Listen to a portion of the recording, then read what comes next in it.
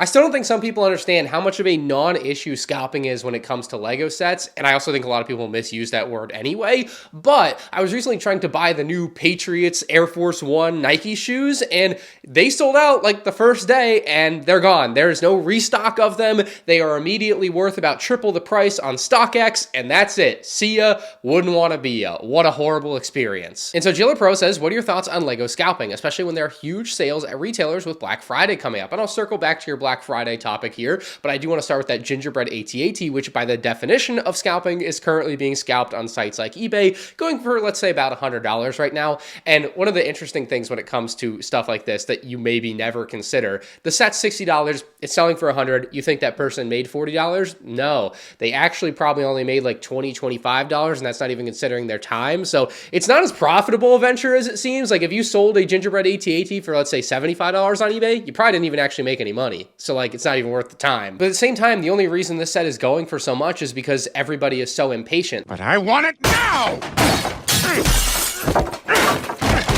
There is absolutely zero reason people can't go on lego.com and back order the set for its normal retail price and just get the set in 60 days or less. It's all being spurred on by completely impatient people. This isn't a situation like I referred to earlier with the shoes that I wanted, where once they're sold out, they're sold out. Nike and Robert Kraft and the Patriots are not restocking my really cool sand blue shoes that I wanted. I'm going to have to pay $300 if I want them, so I'm probably not going to do that. Both the LEGO scenario here, there's no reason to pay someone that's reselling the item. You can just buy it from LEGO for the retail price and wait a few weeks. Like, it's just impatient people. And so from that point of view, I put the blame solely on the buyer and not on the seller. I have no reason to be mad at a seller because LEGO is still selling the item for full normal price. There's nothing wrong here. So it's just people being impatient, and that's what I think. I've talked about this before, but like 6 years ago, LEGO bought BrickLink, and they allow the resale of items like the gingerbread AT-AT. You can buy the gingerbread AT-AT from LEGO and scalp it, I suppose, to another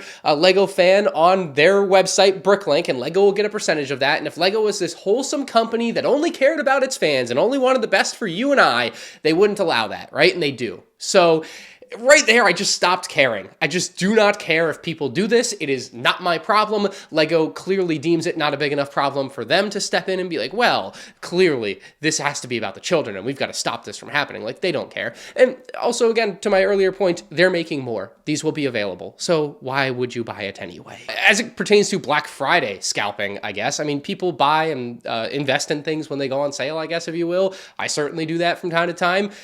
Again, LEGO owns BrickLink. You asked what my thoughts are on LEGO scalping, and I suppose they're in like LEGO resale and LEGO buying and selling and LEGO investing and everything they're under.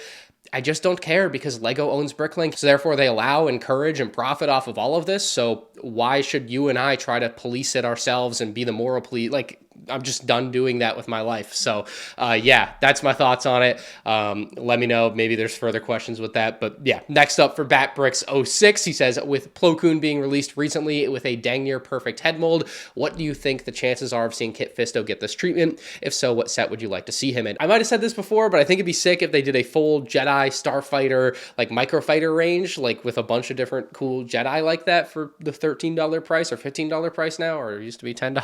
Just so sad, right? But a Kit Fisto microfighter could be cool. More realistically, what I was hoping to see this year was a Palpatine's Arrest set that would have included a newer Kit Fisto. We certainly, at least in my opinion, won't be seeing that rubberized version again. We'll be getting a hard plastic version, which I'm very excited for. I think it would be a nice quality upgrade for Kit Fisto because the brown print and the black print for the eyes, it just rubbed off so badly and it would end up looking so horrible on those older Kit Fistos. So it'll be a huge upgrade when it does happen. I just think most likely, because there's not much else you could see him in, it would be a Palpatine's Arrest set. I mean, there's tons of Clone Wars options, I guess, but the most likely set of anything with Kit Fisto to me is Palpatine's Arrest followed by a microfighter, kind of like we saw with Plo Koon, which I wouldn't mind either, but I'd rather get the full-on Palpatine's Arrest with the figure included. Next from Mikey, he says, would you want to see a 9-year stretch of LEGO Star Wars sets in chronological order, like sets from A New Hope, Empire Strikes Back, Return of the Jedi with huge waves for each movie for that year, or do you like it more when the sets are kind of random, like a gunship, AT-AT, and a random battle pack? Also, I love the suit, but Thrawn is a better look for you. Not gonna lie. Hey, look, when I put the Thrawn thing on, I was like, man, I almost could wear this to the wedding, so I don't disagree. Anyway, we kind of saw what this could look like in the early 2010s because they were going to do those 3D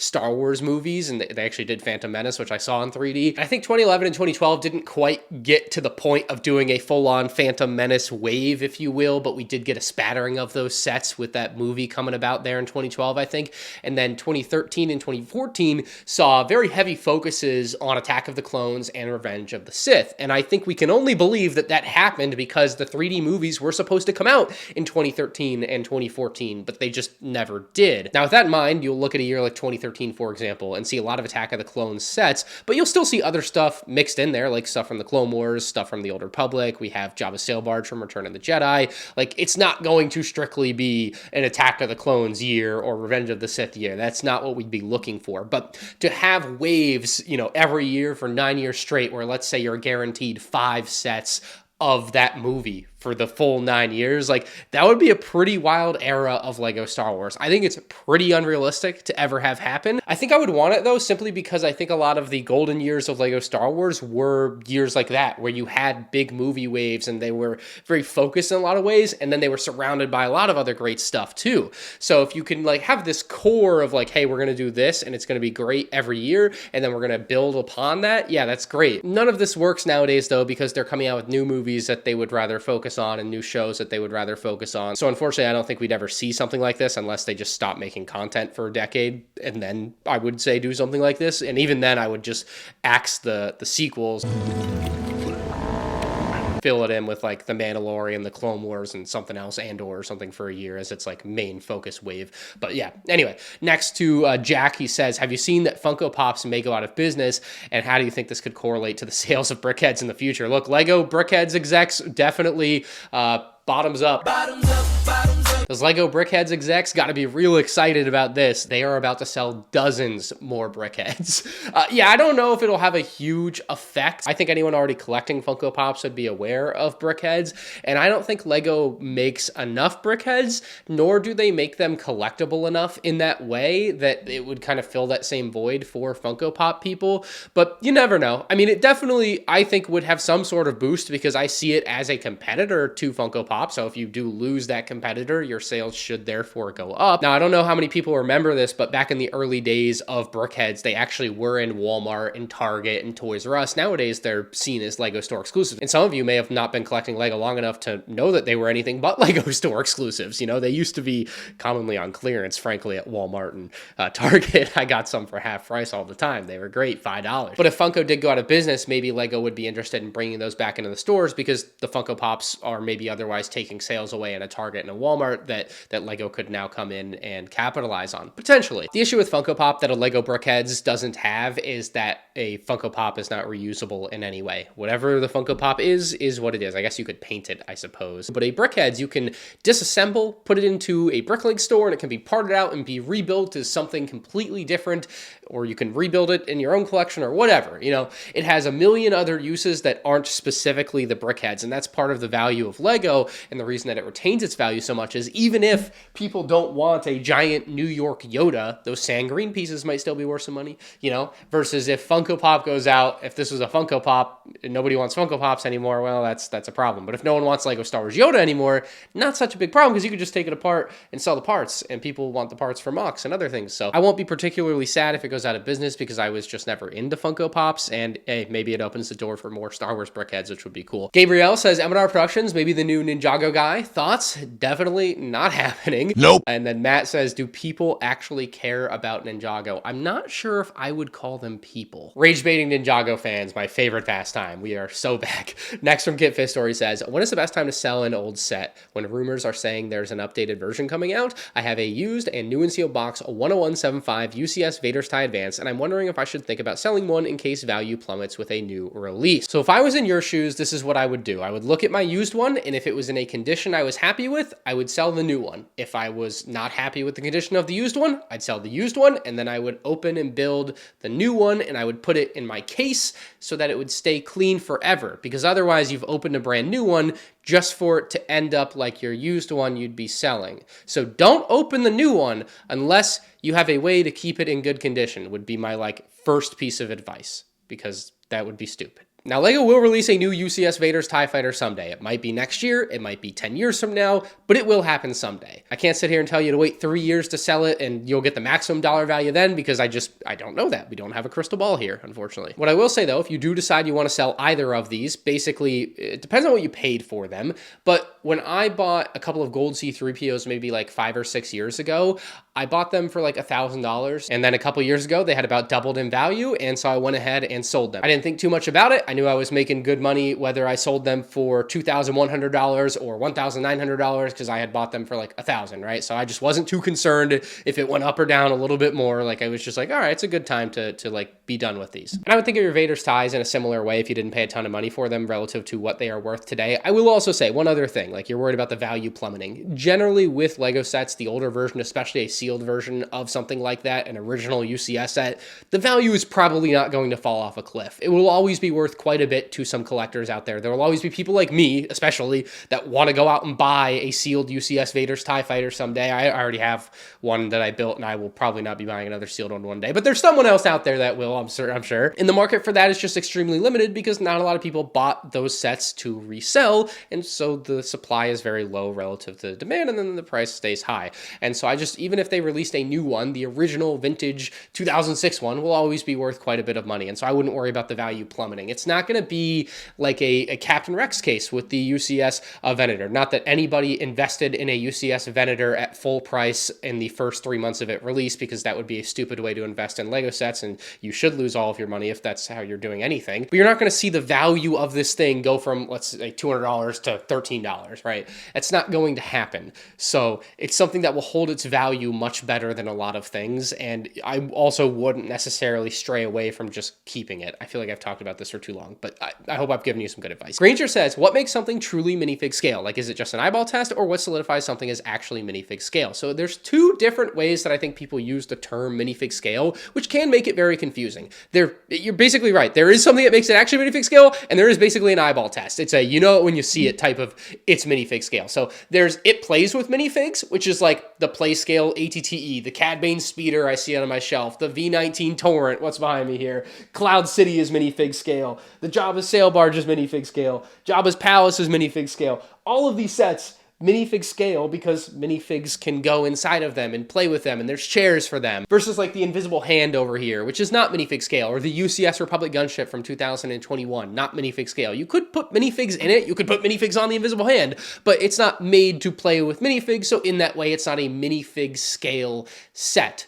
Now, the other way people use minifig scale is literally meaning one-to-one minifig scale, which technically doesn't exist, but I think most rational fans just look at it and they're all right, a minifig is not literally perfect human proportions, but we all understand there's some give and take there. And it's the same when it comes to design details on the figures.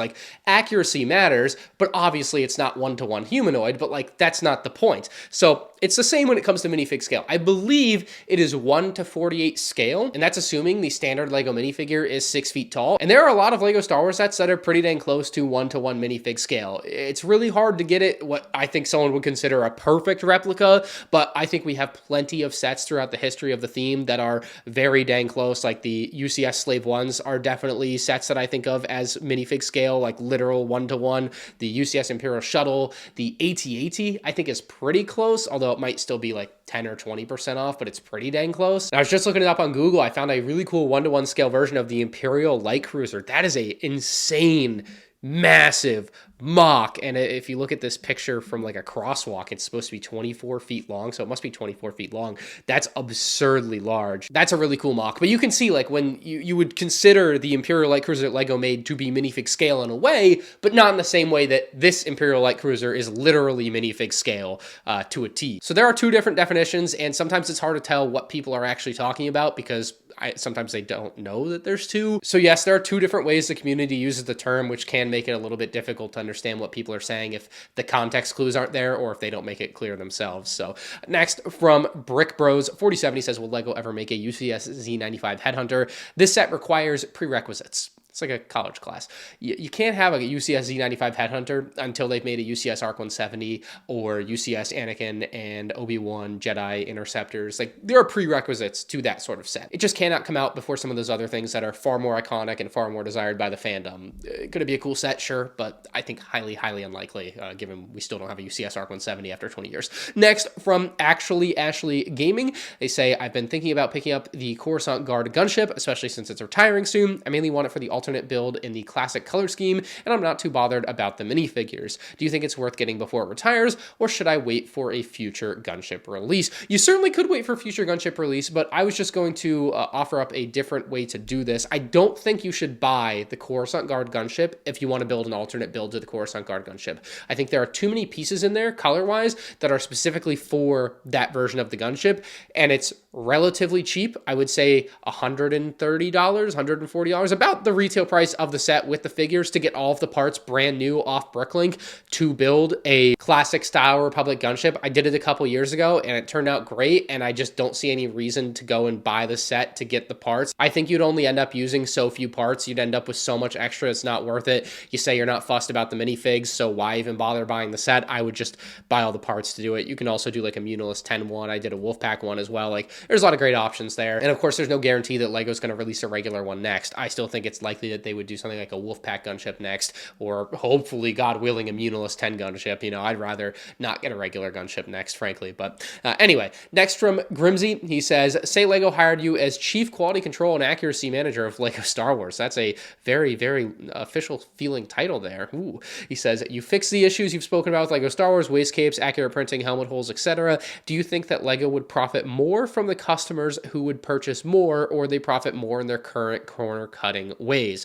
So they lose no customers by fixing these things. Let's make this clear, right? You lose no sales by making things better. You only gain sales. So the only question is, how much does it cost you to gain these sales? I'm going to work in some broad percentages, but let's say it costs LEGO 0% of the price to have accurate printing, because all it takes is hiring a new minifig guy that knows what the heck they're doing.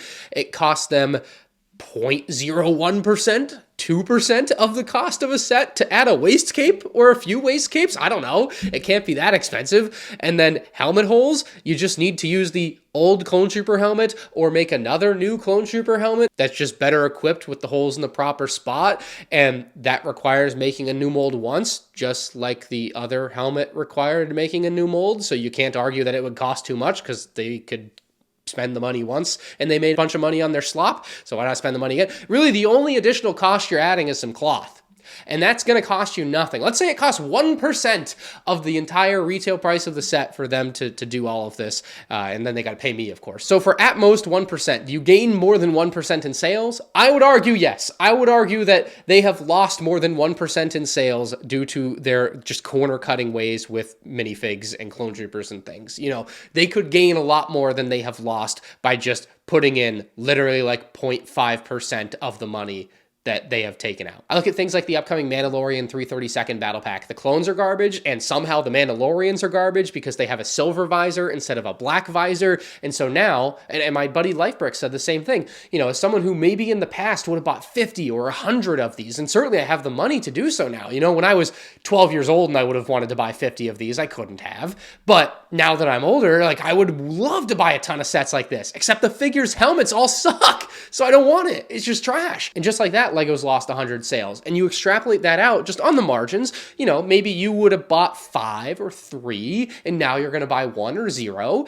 And like, they're just making less money. There's no way around it. And especially for a set like that, where it would cost them $0. It's not even like they needed waist capes where it costs them some amount of money to include a waist cape. It would have cost them $0 to do everything they just did, but the right way instead of the wrong way. So yeah, it would profit more. That's part of what makes it so mind-boggling to me that they keep putting out absolute garbage, because it doesn't cost them more money in a lot of cases to make it better. KK Brick says, do you think they finally kicked Hans off of the LEGO Star Wars team and put him on other space stuff? That would be fantastic. So Hans Bergkled Schlomer, the guy that did the UCS gunship, doesn't make LEGO Star Wars sets anymore. Yeah! I don't know, y'all been living under a rock. I made a video about a year ago because either he announced or somewhere it was said that he would not be doing or wasn't doing Lego Star Wars anymore. He did the Artemis, very nice set, beautiful set. I've got it on display up in my loft. He also did the Endurance, also have that one on display in my house. And of course, he is doing the USS Enterprise for Star Trek. And then he's had his controversies with Lego Star Wars and the UCS gunship, which is its own thing. But yeah, he quit Lego Star Wars apparently. He stopped doing it and he went to do Lego Icons, which after everything he did, taunting the fans and treating us like crap, I think is a good move probably to not have someone in charge of Lego Star Wars that is going to like hold the theme hostage in ways. Like, I didn't like that. But I'm not going to sit here and tell you he doesn't do great work with a lot of his builds. I have 2 of them on display in my house because I love them. I don't dislike the guy's work. I just dislike the way the guy treated the UCS gunship and everything about it. And I have very strong feelings about that, obviously. But yeah, he does some fantastic build work and just has bad opinions when it comes to Lego Star Wars, you know? Some people do. It is what it is. So I did a video maybe about a year ago of the top 10 Lego Star Wars sets that he had designed. And so you should check that out. You can see some of the work that he did. He did some great work. He just had some really bad opinions and mishaps when it came to the theme and the fans and, you know, things that he never kind of straightened out for some reason or another. I never understood not straightening it out because it would have been pretty easy, but Lego just hides under a rock when they do something wrong. That's what they do with me too. So I get it, but I don't know. It never made sense to me. I thought it would be cool though, because he definitely got a lot of crap for the gunship, and in some ways deservedly so, but I wanted to celebrate what he had done for Lego Star Wars because he had done a lot of positive too. It's not like the gunship is certainly part of the legacy. You can't forget it, but you know, there's a lot of good stuff he did too. Although the UCS Slave 1, not so good anymore, huh? That new one just so much better. He did the Boba Fett one back in 2015, like, which was fantastic until this year when they came out the new one. It's like, oh, yeah, it's dated now, but it was great back in the day. Anyway, if you have a question or topic for next week's episode of Ask MandRproductions, drop it down in the comments section below. If you enjoy, hit that like button, and you can check out more Lego Star Wars videos on the end screen now.